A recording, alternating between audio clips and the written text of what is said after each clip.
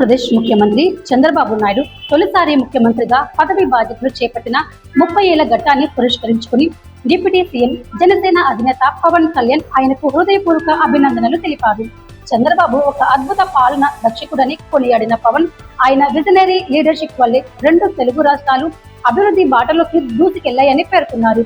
భవిష్యత్ తరం కోసం ముందుగానే ఆలోచించి ప్రణాళికాబద్ధంగా పని చేయగల నాయకుడిగా చంద్రబాబు తనదైన ముద్ర వేస్తున్నారని చెప్పారు. ఒక నాయకుడి గొప్పదనం మాటల్లో కాదు చేతల్లో కనిపిస్తుందని అనడానికి చంద్రబాబు జీవితం ప్రత్యక్ష ఉదాహరణ అని పవన్ తెలిపారు.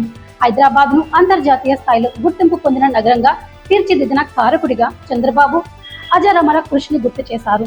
రాష్ట్ర విభజన తరువాత రాజధాని కూడా లేని పరిస్థితిలో ఆంధ్రప్రదేశ్ ను అభివృద్ధి బాటలో నడిపించేందుకు ఆయన చేసిన కృషి అమోఘమని పేర్కొన్నారు.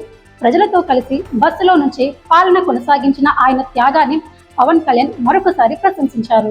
రైతులకు సహాయం, మహిళల అభివృద్ధి కోసం రైతు బజార్లు, డ్వాక్రా సంఘాలు, వెలుగు ప్రాజెక్ట్, మీ సేవా కేంద్రాలు వంటి ఎన్నో ప్రజా ప్రయోజనాల పథకాలు చంద్రబాబు పాలనలో రూపుదిద్దుకున్నాయి అని పవన్ కళ్యాణ్ ఎంతగానో గుర్తు చేశారు.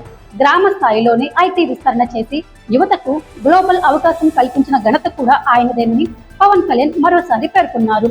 రాజకీయ జీవితంలో ఎన్నో సవాళ్లు ఎదురైనా నిరంతరంగా ప్రజల కోసం శ్రమిస్తూ ముందుకు సాగుతున్న గొప్ప నాయకుడిగా చంద్రబాబు పేరుని గడించిన తెలిపారు. గత 5 ఏళ్ల విపరీతమైన పరిస్థితుల్లో కూడా తెలుగువారి గౌరవం కోసం తన సంకల్పాన్ని వదలకుండా ముందుకు సాగిన చంద్రబాబు ఇప్పుడు రాష్ట్రాన్ని అభివృద్ధి పదంలో నడిపిస్తున్నారని పవన్ కళ్యాణ్ అభిప్రాయపడ్డారు. కేంద్రంతో సత్సంబంధాలను కొనసాగిస్తూ రాష్ట్ర ప్రయోజనాల కోసం పోరాడుతున్న ఆయన పాలన తరతరాలకు మార్గదర్శకంగా నిలుస్తుందని పవన్ కళ్యాణ్ మరోసారి చెప్పారు.